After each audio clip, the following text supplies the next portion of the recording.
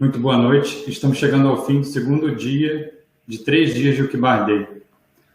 E hoje temos o prazer de contar com a participação do Diogo Macor, secretário especial de Desestatização, Desinvestimento e Mercados do Ministério da Economia, para falar sobre a interação entre o mercado de capitais e o governo. Então, boa noite mais uma vez, Diogo. Seja muito bem-vindo.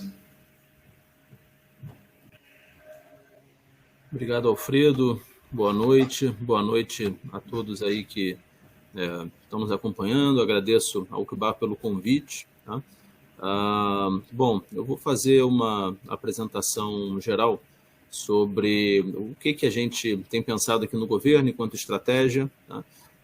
E como que isso se conecta diretamente com o mercado de capitais. Tá? Então, primeiro, para contextualizar, a secretaria que eu represento, a Secretaria Especial de Desestatização, Desinvestimento e Mercados, é uma secretaria especial nova, né? Ela foi criada nesse contexto do novo Ministério da Economia, criado em janeiro de 2019, e ela compreende não só a agenda de desestatização, como o nome já evidencia, mas ela também cuida de toda a governança dos investimentos do governo federal, dos ativos do governo federal, em especial os ativos imobiliários e acionários. Né? Então, a gente tem a SESC, a Secretaria de Coordenação e Governança das Empresas Estatais, e temos a SPU, que é a Secretaria do Patrimônio da União, que fica com todos os ativos imobiliários. Né? E aí, nessas duas secretarias, então, como uma tem essa visão das estatais, a outra tem a visão do patrimônio imobiliário, a gente fica também com a visão de como desinvestir, né, de uma maneira organizada, sabendo que a visão, a percepção do atual governo é bastante diferente da percepção que governos anteriores tinham da participação, da importância da participação do Estado na economia. Né? Então, eu vou apresentar aqui alguns blocos, tá, que para a gente são muito importantes nessa nova estratégia. Então, a primeira coisa é como que a gente cuida dos ativos que não serão vendidos. Então, depois a gente fala sobre qual é a nossa estratégia de privatização. Mas daqueles ativos que não serão privatizados, pelo menos não por enquanto, a gente obviamente precisa cuidar melhor deles. Né? Então, no caso das empresas estatais, nós tivemos um avanço bastante importante lá em 2016, com a criação da Lei das Estatais, né, que é a Lei 13.303, e a partir daí a gente começou a ter realmente uma visão diferente, uma governança diferente, um olhar muito mais robusto para a governança dessas empresas estatais. E 2016 foi ontem, né? Então a gente realmente todos os dias consegue avançar um pouco mais para deixar realmente um legado de governança e transparência nessas empresas estatais. Né? A gente tem, por exemplo, publicações, pela primeira vez, por incrível que pareça, né, pela primeira vez foi publicado no Brasil, no ano passado, um relatório que consolida todas as posições do governo federal em todas as estatais, né, mostrando a situação de cada uma, o balanço de cada uma, a evolução não só da DRE, mas do balanço patrimonial, quantidade de funcionários, benefícios que esses funcionários recebem. Então, hoje, qualquer cidadão pode acessar esse relatório, que é o relatório agregado das empresas estatais federais, no site da SESC, que é essa Secretaria de Coordenação e Governança das Empresas Estatais. Então, isso já é uma etapa importantíssima. Todas as planilhas estão lá, inclusive, para baixar as bases de dados, para quem quiser trabalhar, entender melhor e fazer aí as análises que achar importante que sejam feitas. Então, nessa linha, né, também temos toda a transparência agora dos ativos imobiliários, isso era também uma caixa preta, nenhum cidadão, nenhuma empresa, ninguém sabia exatamente qual era o patrimônio imobiliário da União, isso agora é bastante fácil de ser encontrado no site do governo federal. Então, nessa linha de transparência, né, para a gente isso é de fato um legado, porque a gente entende que mesmo no futuro, né, quando nós não estivermos mais aqui, pelo menos na nossa secretaria, a gente vai poder contar com a pressão popular dos órgãos de controle para garantir que toda essa transparência que a gente conseguiu instituir não seja perdida, né? Além disso, nós criamos aqui na estrutura da Secretaria Especial algumas novas estruturas de governança, tudo com remanejamento de cargos internos, ou seja, não criamos nenhuma função nova, a gente só reorganizou. Tá? E criamos 2 diretorias que são importantíssimas. Uma diretoria de compliance, onde tem uma delegada da Polícia Federal que cuida de todas as denúncias que chegam, ela faz uma avaliação de cada nova nomeação dentro da nossa estrutura. Nós temos, só para colocar em contexto, um time de cerca de 1.700 pessoas espalhados aí nas 27 unidades federativas, então é um time grande, então era muito necessário a gente criar essa nova diretoria, essa estrutura de compliance. Temos uma outra diretoria de controles internos, né, porque os processos eles sempre foram ruins ou inexistentes, né? Então, com isso, como a gente tem um programa muito grande de digitalização, só para colocar um dado importante, só na SPU, 40% do quadro se aposenta nos próximos 4 anos. Então, a gente tem uma urgência, isso foi deixado de lado por muitos e muitos anos, e agora a gente tem realmente a urgência de digitalizar todos os processos. E para isso a gente precisa redesenhar esses processos de uma maneira inteligente, né? Então, criamos essa também nova estrutura. O diretor é um auditor da CGU, da Controladoria Geral da União. Então, tudo isso nos ajuda bastante a garantir que esses processos vão ser, daqui para frente, revistos e revisados da maneira correta, né?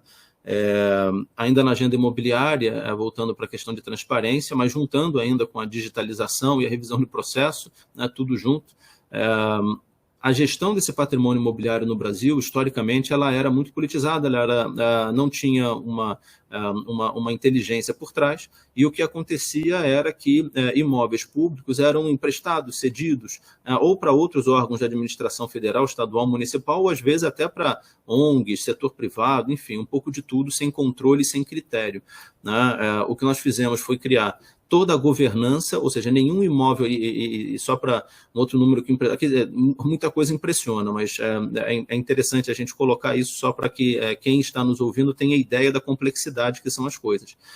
O simples ato de você emprestar um imóvel da União para alguém, você tinha 17 formas diferentes de fazer isso, ou seja, cada vez que a gente fechava uma porta, alguém achava uma janela para continuar emprestando patrimônio público, e uma vez que você empresta, é muito difícil você depois tirar aquela pessoa, tirar aquela ONG ou qualquer coisa nesse sentido. Então, é muito importante que a gente tenha um controle ex ante, né? E eram 17 formas diferentes que havia de ser feito isso. Então, o que nós fizemos foi publicar uma portaria conjunta do ministro Guedes com o ministro Wagner, que é da CGU, criando uma governança única para que esses 17 processos obrigatoriamente precisem passar por um colegiado. São 3 alçadas diferentes dependendo do valor, né? Esse colegiado ele recomenda ou não aquela sessão, que tem que ser aprovada também, dependendo da alçada, ou pela secretária da SPU hoje, ou por mim. Então, e depois de todo o processo concluído, tudo isso tem que ser disponibilizado no nosso portal e fica público para que qualquer pessoa consiga baixar toda a instrução do processo, qual é a justificativa daquela sessão daquele imóvel, quem pediu, quem aprovou, qual a composição do colegiado. Então, tudo isso agora fica muito fácil de ser encontrado no nosso site. É algo absolutamente inédito, né? Justamente porque, infelizmente, no passado, isso era feito de maneira obscura, de propósito, nós sabemos por quê. E aí isso nos dá espaço, né, melhor governança tanto do patrimônio imobiliário quanto das estatais, nos dá espaço para avançar realmente na nossa agenda de desestatização, porque afinal de contas a gente vai ter o conforto de que o que ainda não foi vendido está pelo menos sendo bem cuidado, né? A gente, até agora, já desinvestiu mais de 230 bilhões de reais. Então, se você soma BNDES Par, participações minoritárias de Petrobras, Banco do Brasil, então tudo isso dá 230 bilhões de reais de janeiro de 2019 até hoje. Então, esse é o maior volume de desinvestimento da história do Brasil, num período como esse, porque mudou a forma de pensar. Antes era justamente o contrário, as empresas estatais participando do mercado, tentando ter uma participação minoritária aqui, outra ali, porque o governo da época entendia que sem a participação do Estado, o mercado financeiro não teria robustez suficiente para bancar talvez aquelas dívidas e o próprio mercado não teria o interesse em entrar em determinados setores, porque sem o governo ninguém teria a segurança de que realmente aquele investimento poderia e deveria ser feito. O que, na nossa interpretação, é algo que gerou um efeito de crowding out e de seleção adversa, ou seja, você justamente fez com que aqueles investidores que achavam que tinham alguma vantagem competitiva de se associarem ao governo, ficassem realmente como protagonistas e a gente sabe o resultado dessa estratégia. Então, é isso que a gente está tentando mudar, por isso que os desinvestimentos eles, são tão importantes também, como uma forma de pensar, como uma forma de se posicionar.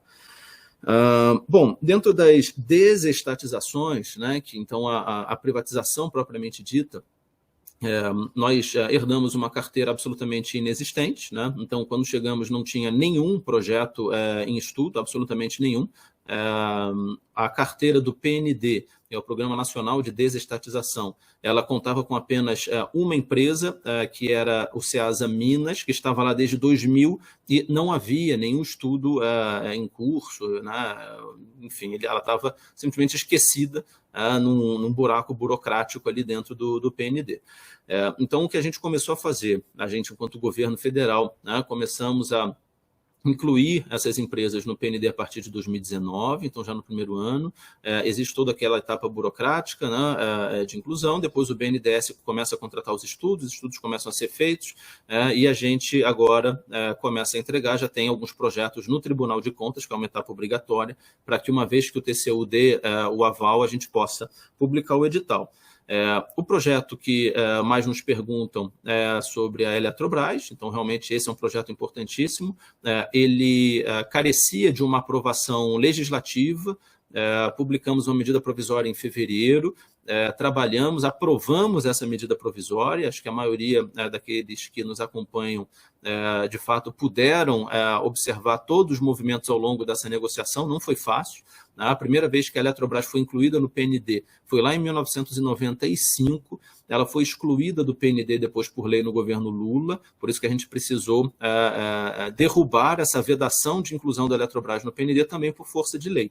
Então, publicamos essa medida provisória em fevereiro desse ano, e conseguimos transformar o texto em lei, e a nossa previsão é que a desestatização, que vai acontecer por oferta primária, ou seja, um aumento de capital na Eletrobras, ocorra em fevereiro do ano que vem, o que vai ser realmente um recorde, uma operação desse porte, com essa importância, com essa relevância para o país, tentada há 26 anos, a gente está trabalhando para conseguir concluí-la num espaço de um ano, para a gente entender realmente como que isso é transformador. É só olhar outras privatizações no passado, quanto tempo elas demoravam. Então, para realmente conseguir fazer projetos desse porte, de novo, herdando um pipeline vazio, e realmente começando tudo do zero, é algo para a gente desafiador, porém, acho que os avanços têm mostrado que é possível de ser feito.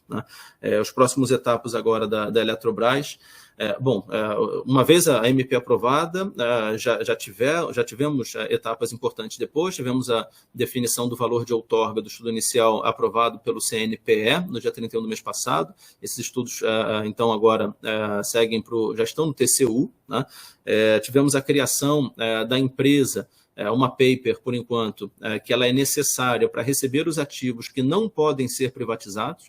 Então, por força constitucional, Eletronuclear e Itaipu não podem ser privatizados. Então, o que acontece é uma cisão dessas duas subsidiárias e elas seguem para essa nova empresa, que é a NBR Par, que foi criada agora há alguns dias atrás, saiu no Diário Oficial o decreto para dar autorização dessa empresa. Então, com isso, a gente tem uma etapa absolutamente necessária para a gente conseguir seguir com a privatização da Eletrobras.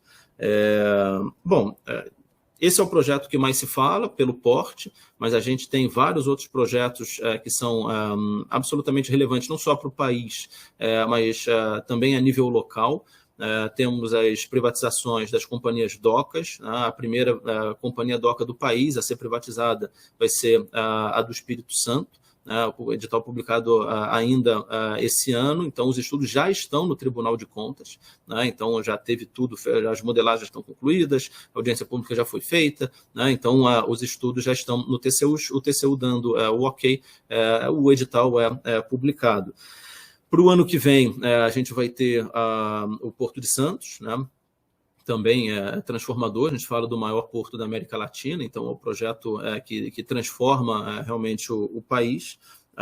Temos as privatizações de mobilidade urbana, então agora, no horizonte dos próximos meses, a gente tem a operação da CBTU Belo Horizonte, e temos a operação da Transurb, em Porto Alegre, na Grande Porto Alegre. Então, são duas operações de trem urbanos que elas são absolutamente necessárias ali para a região.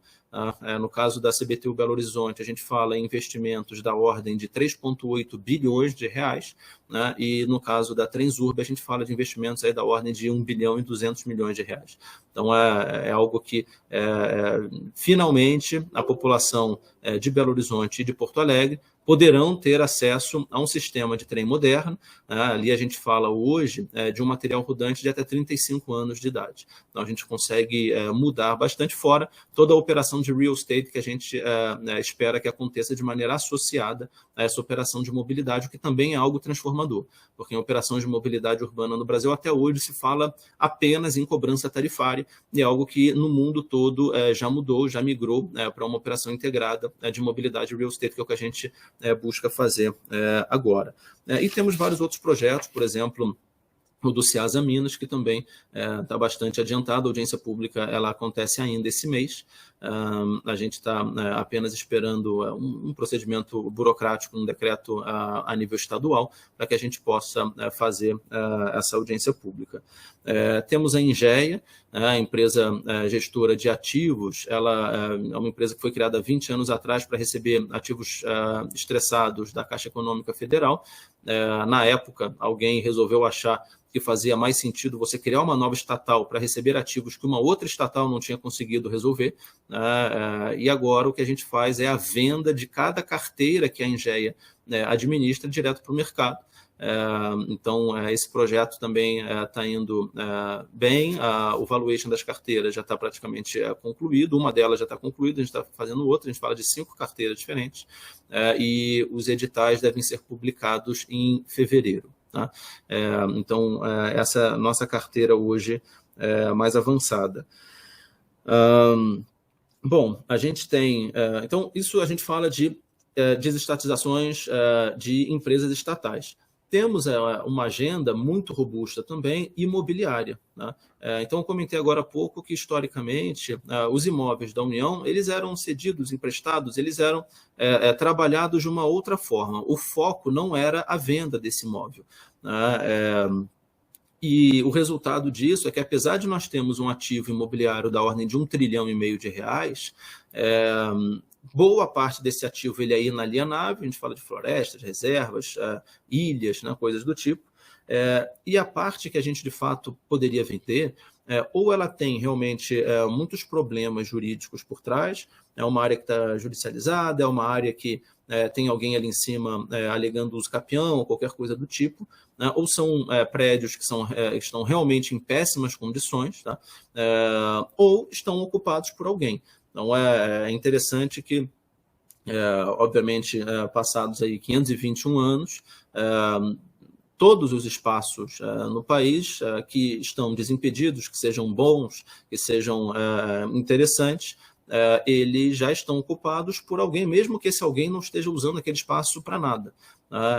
Então, cada vez que a gente pega um imóvel que tem algum problema, alguma questão jurídica, resolve aquele problema do imóvel e anuncia para venda, em geral aparece alguém aqui com alguma boa ideia querendo transformar aquele imóvel em alguma coisa. Só que esse alguma coisa, a pessoa em geral não tem orçamento e não tem projeto. Então aquilo, se fosse para aquele órgão, para aquela prefeitura ou para aquele estado, você transfere aquele ativo, depois para você trazer de volta é muito complicado, né? E aquele agente público, como eu disse, ele não tem projeto, muito menos orçamento.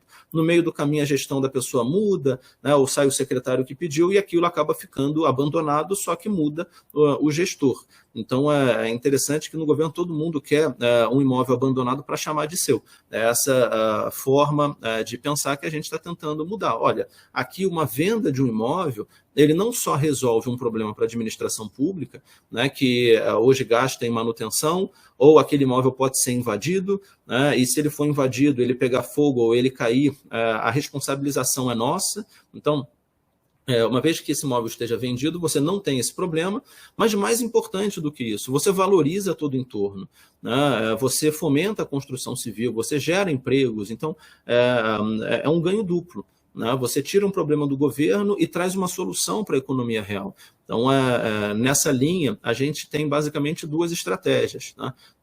A primeira, o que a gente chama de PAI, é uma estratégia de varejo. PAI significa proposta de aquisição de imóveis, é uma regra que foi criada no ano passado, né? E dá para o mercado a possibilidade de apresentar uma proposta para a União por qualquer imóvel público, tá? Esteja ele ocupado ou não. A gente tem que justificar por que a gente não quer vender. Então, uma vez que a gente autorize esse agente a fazer, a formalizar essa proposta, ele cuida da elaboração de um laudo, ele apresenta esse laudo para a gente, que é homologado, a gente abre um edital, existe uma ampla competição, aquele primeiro player que apresentou o laudo, ele tem o direito de preferência, ou seja, ele pode cobrir a melhor proposta, se ele optar por não cobrir a melhor proposta, aquele vencedor ressarce esse primeiro player do valor do laudo que ele elaborou. Então, esse é um mecanismo que traz uma dinamicidade muito grande, né, para a venda de imóveis, mas é uma estratégia no varejo, ele vai imóvel a imóvel. E aí, em paralelo, a gente tem trabalhado numa estratégia de atacado, que é a venda por fundos imobiliários. Né? Esses fundos imobiliários, eles nunca foram feitos no Brasil, não a nível federal. Tá? Existem algumas experiências a nível municipal, pouquíssimas, mas a legislação é outra. Então, o que a gente pode fazer a nível federal, a gente tem avançado nesse caminho. O difícil, na verdade, o fluxo todo é complicado, mas primeiro a gente tem que identificar esses imóveis, depois a gente tem que desenrolar esses imóveis com todos os problemas que eles podem ter, né? Depois a gente tem que dar ampla publicidade desses imóveis, tem que publicar no Diário Oficial, né? Nesse momento, inclusive, que aparecem as boas ideias, a gente tem que desviar, né, dessas ideias que aparecem no meio do caminho. É evidente que algumas delas, de fato, fazem sentido, né? Às vezes aparece realmente alguma gente com orçamento, né, com um projeto, algo que faz sentido ali naquele imóvel. Quando isso acontece é maravilhoso, sem problema nenhum. Agora, quando isso não acontece, a gente realmente continua, né, na esteira de venda, nesse caso aqui que eu estou falando, por meio do fundo imobiliário. E aí vem a etapa da integralização. A gente ainda está tentando superar um outro entrave burocrático, porque existe alguma interpretação de algumas áreas dentro do governo que entendem que, na verdade, é mais de órgãos de controle, tá? Que entendem que se a gente integraliza 500 milhões, 1 bilhão de reais de imóveis em um fundo imobiliário, apesar de ser uma simples mutação patrimonial, você precisaria ter 500 milhões ou 1 bilhão de reais no orçamento. Então, imagina se eu precisar negociar orçamento para integralizar um imóvel no fundo imobiliário, aí, obviamente, isso não rodaria. Infelizmente, o justo paga pelo pecador. Isso vem de tentativas no passado de tentar fazer um bypass no orçamento, ou seja, integralizando algum imóvel num fundo para usar aquele dinheiro para alguma outra coisa fora do orçamento, que obviamente não é isso que a gente está fazendo agora, isso é apenas um veículo de desestatização.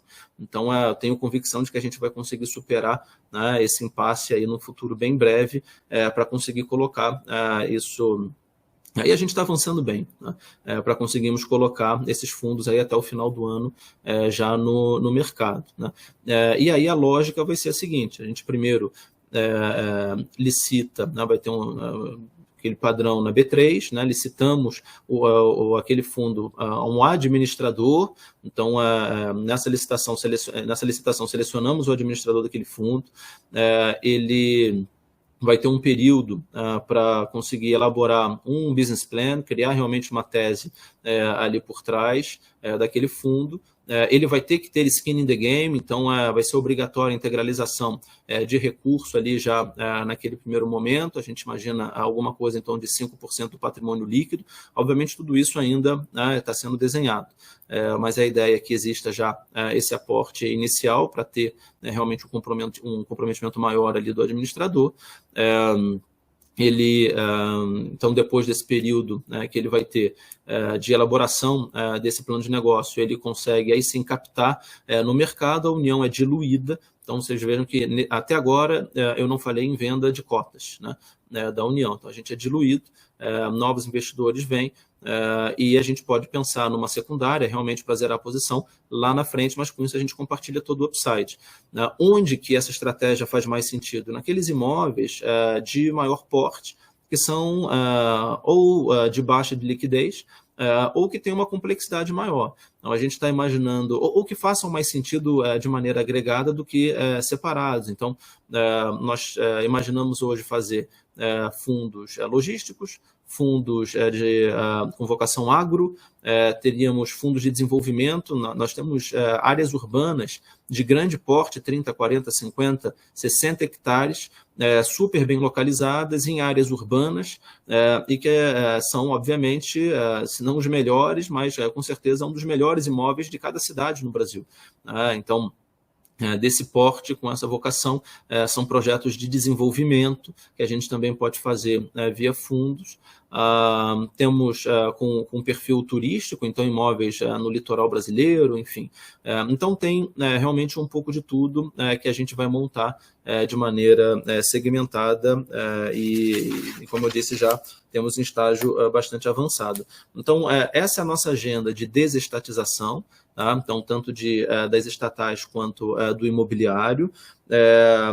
Isso sem prejuízo de todos os esforços que nós temos de mudanças de marcos legais e regulatórios realmente para atração de novos investimentos. Então, para ficar ainda na minha área, pegando a secretaria antiga, onde eu estava até agosto do ano passado, antes de vir aqui para a SADDM, que era a Secretaria de Desenvolvimento da Infraestrutura, também dentro do Ministério da Economia. Então, ali a gente trabalhava muito em alterações legais, e regulatórias para atração de investimento privado em áreas que fundamentalmente eram ocupadas pelo governo até então, e obviamente não deram certo.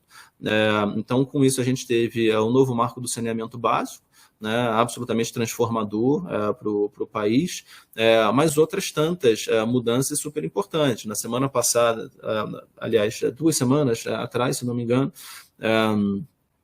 a gente teve a medida provisória 1065, o novo marco de ferrovias. Então, o ministro Tarcísio, já naquele ato, no Palácio Planalto, assinou alguma coisa em torno de 50 bilhões de reais em CAPEX de novos investimentos que foram feitos ou serão feitos em regime de autorização, sem a necessidade do governo federal criar um projeto, abrir uma licitação, faz um contrato de concessão, tem um custo de transação elevadíssimo.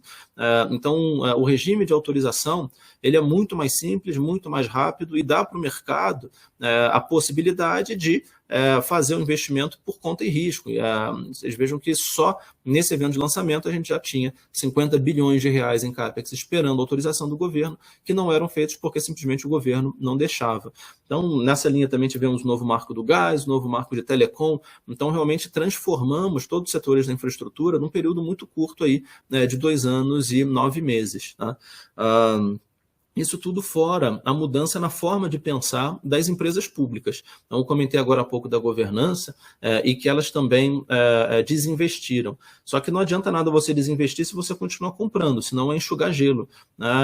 E vocês vejam que a Infraero hoje não entra mais com 49% de participação dos aeroportos. A Petrobras não é mais obrigada a entrar com participação minoritária, a Eletrobras não entra mais com participação minoritária de outras empresas em geradoras, transmissoras. Então, não se faz mais isso, não se acredita mais que as empresas estatais precisem entrar como acionistas, seja controlador ou não, nos investimentos Greenfield no Brasil. Né? Da mesma forma, os bancos públicos mudaram radicalmente a forma de fazer negócio. Hoje, se você considera o BNDES, o grande ganho do BNDES é estruturar novos projetos, é garantir que sucessos como o da SEDAI, de fato, aconteçam da melhor maneira possível, ou seja, você junta o novo marco de saneamento com uma estrutura federal que é do BNDES, garantindo que realmente os projetos aconteçam e a mágica aconteça, e a geração de emprego e renda aconteça. Então, a utilização correta de todas essas ferramentas federais que nós temos, ela é fundamental para que a gente atinja realmente essa estratégia de investimento ser feito com recurso privado. Né? Lembrando que a gente tem basicamente duas grandes vantagens. Não só a gente tem um player muito mais eficiente, né? Uma operação muito mais eficiente, mas a gente tem dinheiro novo chegando. Né? Então também não adianta a gente atrair players, sendo que o governo federal, no final das contas, que vai bancar ali 80% de dívida, e da parte do equity ainda aparece uma empresa estatal entrando com metade. Não é esse o objetivo. O objetivo é você ter realmente o setor privado entrando, inclusive, na parcela de dívida. E nessa estruturação de novos projetos, é natural imaginar que o mercado de capitais vai crescer muito. Então, pegando mais um exemplo de operação de saneamento básico feito pelo BNDES, já anunciada, a Corsã, no Rio Grande do Sul, vai ser uma operação via mercado de capitais já agendada para os próximos meses, que vai ser algo extraordinário. Hoje, a gente tem no mercado, em capital aberto, empresas de saneamento, são empresas de capital misto, Sabesp, Copasa e Sanepar. Agora a gente vai ter uma empresa privatizada, né, realmente sendo oferecida aí no mercado, que vai ser algo interessante. Talvez Correios também no futuro, acho que é natural imaginar que o comprador dos Correios abra o capital dos Correios, que é uma empresa enorme, a gente fala de uma empresa de 18 bilhões de reais em faturamento ano, então isso pode se transformar em algo muito interessante para o mercado de capitais também daqui a alguns anos, se a estratégia do novo comprador for abrir o capital, e a gente ouve disso realmente de muitos agentes interessados que vêm nos visitar. Então, tudo isso combinado, de fato mostra qual é o caminho que a gente acredita, qual é o caminho que a gente tem seguido. Né? E para finalizar, a gente tem ainda a agenda de redução do Estado, que a gente aqui na Secretaria trabalha por meio das liquidações de empresa. Então, nós já liquidamos 2 empresas no final do ano passado, né, que é a Codomar e a Cazeng. Essas já foram liquidadas, eram liquidações que se arrastavam por décadas, e a gente finalizou realmente essas liquidações no ano passado, e iniciamos mais 2. Iniciamos a Ceitec, que é aquela empresa de chip lá em Porto Alegre. Essa já está em liquidação, e aprovamos na última reunião do CPPI, que é o Conselho de Ministros que hoje toma as decisões finais das desestatizações no Brasil. Aprovamos a venda das carteiras da Ingea, que eu comentei agora há pouco, mas dando um prazo para que essa venda de carteira aconteça até junho do ano que vem, que é quando inicia automaticamente o processo de liquidação. Então, essa agenda de redução do Estado, ela é importantíssima, porque cada empresa liquidada, você reduz bastante o custo. A Ingea, por exemplo, custa para a gente alguma coisa em torno de 180 milhões de reais por ano. A Ceitec custava alguma coisa em torno de 100 milhões de reais por ano. Então, cada empresa dessa que a gente liquida, a gente consegue reduzir o tamanho do Estado e, obviamente, respeitar um pouquinho mais ali o dinheiro dos pagadores de impostos. Então, acho que eu paro por aqui nessa a minha primeira fala, né? E espero que tenha ficado claro. Me coloco aqui à disposição para qualquer pergunta. Bom, Diogo, foi muito esclarecedor, agradeço bastante pela sua explanação. Antes da gente entrar nas perguntas, né, do público, eu aqui ouvindo você falar, né, o primeiro ponto que você mencionou foi a questão da transparência informacional. A gente aqui do Okibar leva esse ponto bastante a sério, e e acha que sem transparência informacional, seja no governo, seja no próprio mercado de capitais, você não tem formação de preços adequada, eficiente. Então, esse, sem dúvida, é o primeiro passo para qualquer tipo de iniciativa. Ainda nessa questão de transparência informacional, de informação, queria saber se vocês da Secretaria consideram, eventualmente, outros tipos de fundos de investimento para comprar ativos, entre aspas, podres, né? Então, você mencionou que tem vários ativos que estão em meio de discussões judiciais, né? Uso capião, por exemplo, outros tipos de coisa. Mas isso, pelo que eu entendi, o objetivo da Secretaria é primeiro resolver os problemas e depois alienar, né? Mas, dependendo do preço, pode existir um comprador apesar desses problemas. Então aqui eu dei o exemplo no caso de um imóvel, mas pode ter alguma estatal com alguma carteira de ativos que esteja enrolado em outras pendências judiciais que também poderiam compor a carteira de fundos de investimento em direitos escritórios, por exemplo. Então, era mais para saber se a Secretaria considera isso. A gente tem diretamente a Engea, com todas essas carteiras, né? Então é exatamente esse tipo de ativo que você perguntou, Alfredo. E aí, sobre os ativos imobiliários que a gente tem, é sim uma alternativa, tá?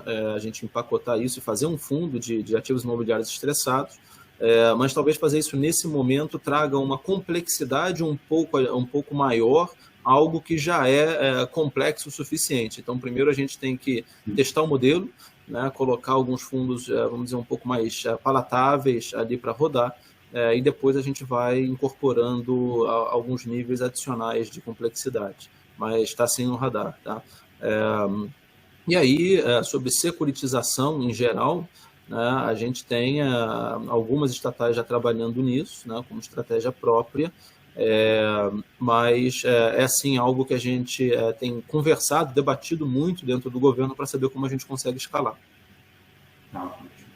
A própria Petrobras é uma grande usuária da securitização, o maior fundo do mercado, inclusive, é dela, então, de fato, é algo bem considerado dentro das estatais. Você mencionou algumas amarras, né, que eu diria que o governo tem, né, para tomar determinadas ações, seja vender os imóveis ou até mesmo desinvestir e alienar, né, os imóveis e ter uma cota de FI em troca, por exemplo. Mas você não chegou a mencionar os outros interesses políticos difusos e até mesmo um certo, talvez, desconhecimento da população a respeito dessas iniciativas e que acaba gerando algum tipo de desinformação, vamos dizer assim. Aqui eu estou mencionando especificamente, não vou entrar na questão se, por exemplo, o Palácio Capanema seria alienado ou não seria, mas a reação tida, né, por alguns setores da sociedade a simplesmente considerar essa ideia me parece uma repulsa por definição a esse tipo de ação. E, na verdade, eu acho que a gente aqui, né, nesse evento, a gente está aqui discutindo o mercado de capitais e como ele pode contribuir para diversos setores da sociedade. Então, era mais para entender se a Secretaria tem um certo mapeamento de como abordar uma certa reticência, né, do público, das pessoas que vão tomar conhecimento dessas iniciativas em associar a privatização a algo ruim ou a desinvestimento a algo ruim. Essa é a nossa batalha diária, né? Uhum. E quando eu vim para essa secretaria, eu imaginei que a gente fosse ter uma pressão muito menor para vender um imóvel do que para vender uma estatal. E eu cheguei rapidamente à conclusão de que não, e que, na verdade, é até mais difícil. Por isso que a gente apostou tanto, ou tem apostado tanto, né, nessa estratégia dos fundos com grandes imóveis, porque se é para a gente ter uma dor de cabeça enorme cada vez que a gente vai vender um edifício, uma sala, qualquer coisa do tipo, é mais fácil ou é melhor a gente alocar o nosso tempo naquilo que de fato tem uma potência maior.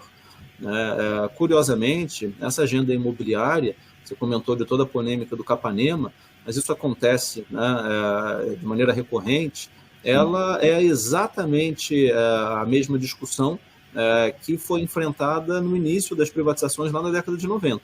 Então, deveria ou não deveria privatizar aquela empresa? O Estado deveria ou não produzir aço? Deveria ou não fabricar avião? Deveria ou não, né, ter empresas de telecom, energia elétrica?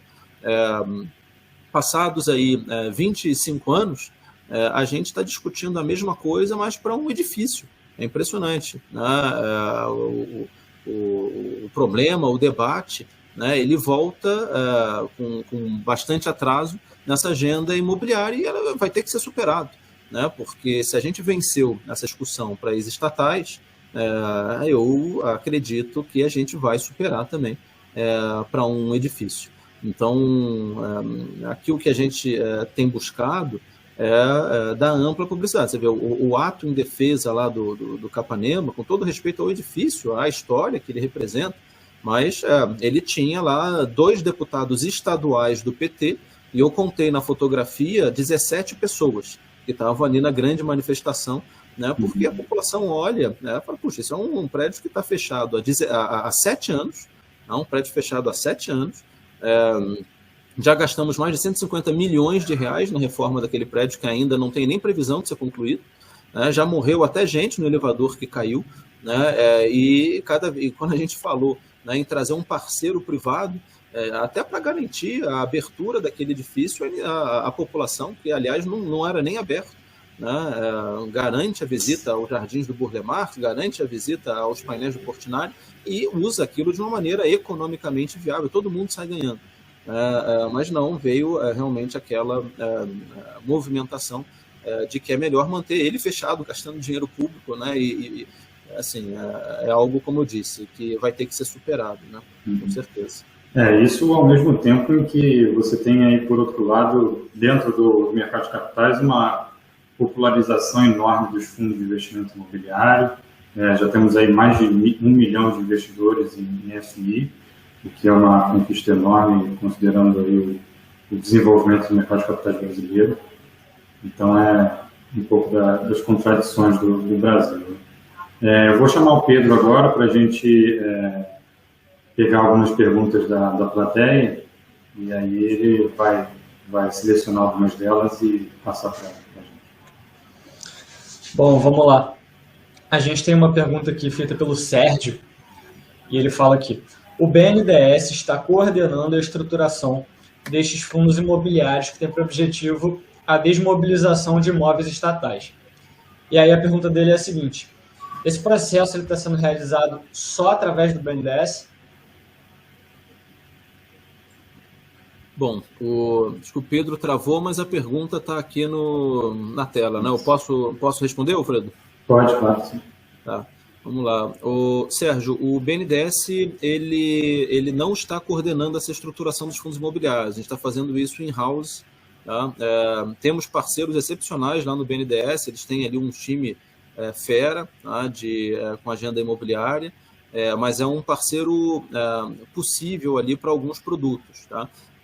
Por enquanto, a gente está fazendo realmente esse desenho in-house, sem nenhum prejuízo do BNDES começar a nos ajudar diretamente nesses fundos no futuro breve, e de outros bancos públicos poderem até atuar de alguma maneira em parceria conosco, tá? Até porque a lei ela prevê já esse tipo de parceria. Mas, pelo que eu estou entendendo da sua pergunta, a informação que você tem é que o BNDES que estaria à frente disso, mas não é, tá? Eu vou aproveitar essa pergunta, então, dessa questão da parceria com outras instituições, até mesmo com o BNDES, mas a gente tem visto alguns outros estados, municípios, que também têm, ainda que tímidas, iniciativas de desestatização, desmobilização de ativos. Então, primeiro a gente tem os fundos imobiliários.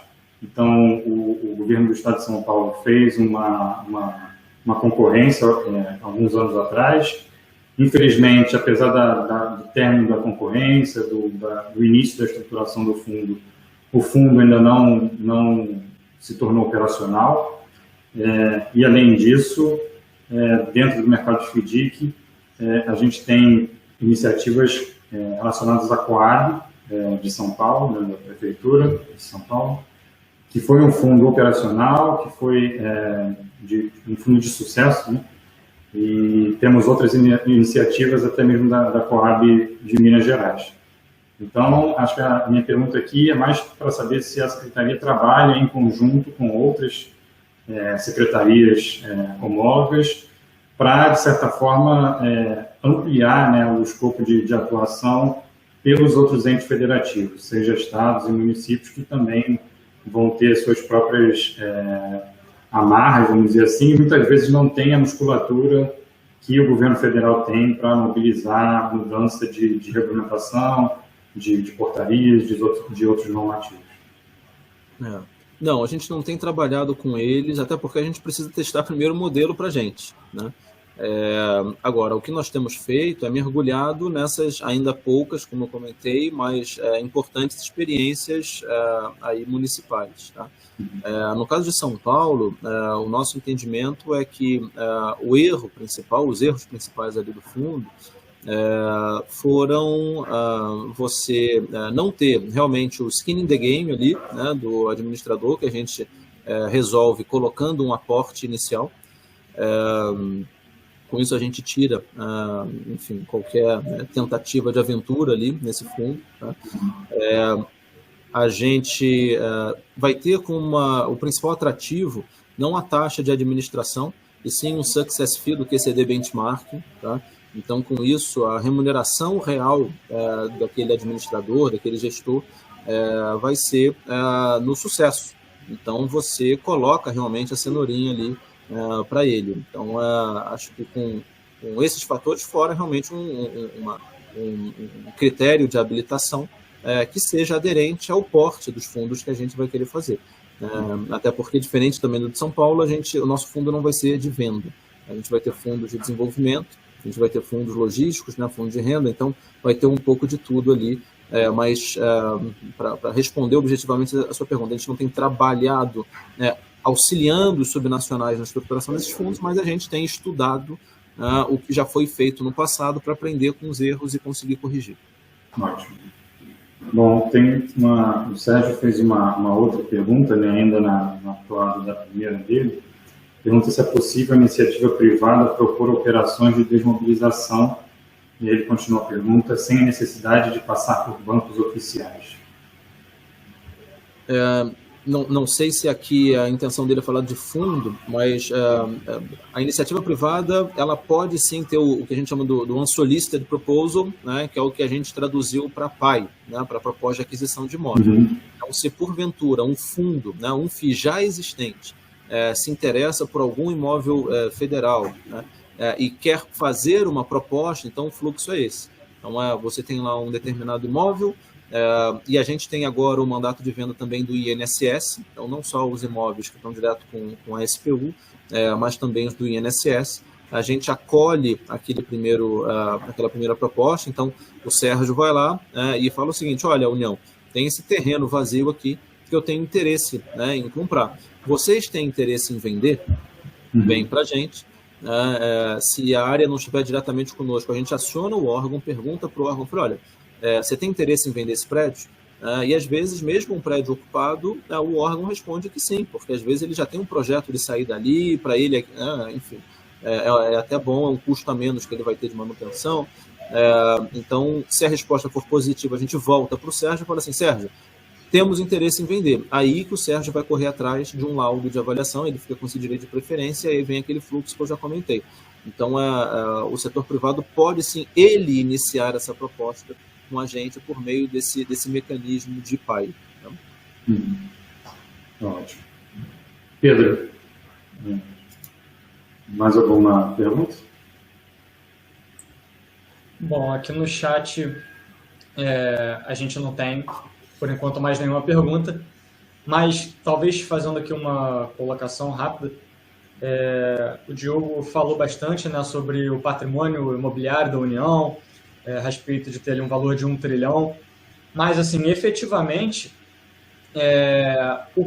o quanto desse patrimônio poderia ser envolvido nessa iniciativa, né, de colocar dentro de um fundo imobiliário? Na prática, assim, o que é efetivo disso?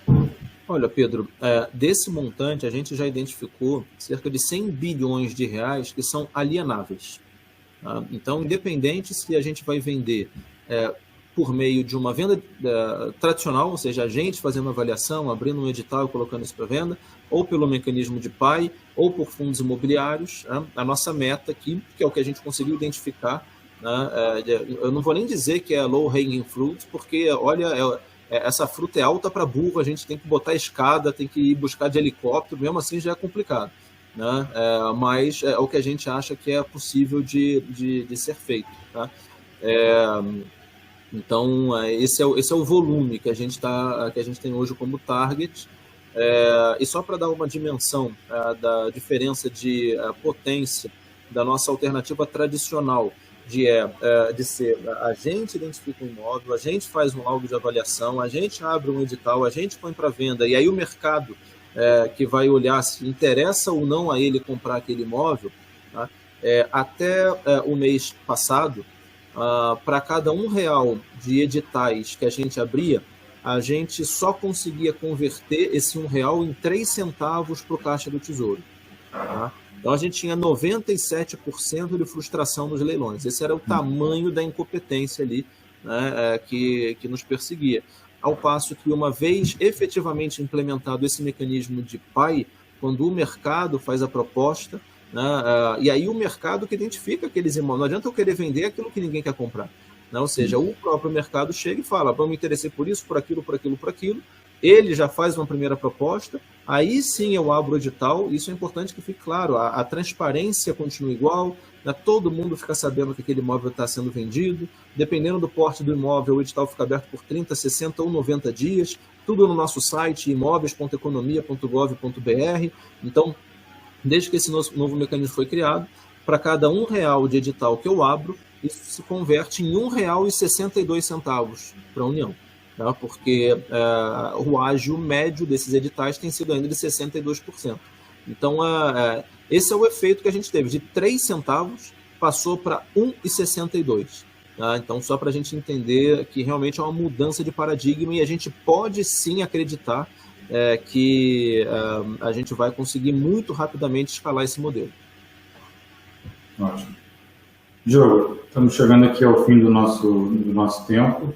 Eu queria mais uma vez agradecer pela sua participação e pela sua explanação das diversas iniciativas da Secretaria.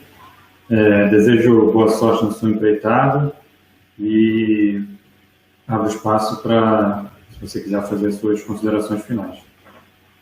Bom, legal. Então, agradeço de novo aí ao Kibara, ao Fredo, Pedro, né, ao Cal. E acho que a gente tem sim muita coisa agora. Fiquem atentos nos próximos meses. Tá? Como eu disse, a saga foi muito longa, a gente precisou plantar tudo do zero, mas a quantidade de editais e projetos previstos aí para o final desse ano, primeiro trimestre do ano que vem, realmente é muito grande. Então, acho que, felizmente, o período de colheita está muito próximo. Tá? Então, obrigado a todos aí que tiveram a paciência de nos acompanhar por essa 1 hora e boa noite. Obrigado, boa noite.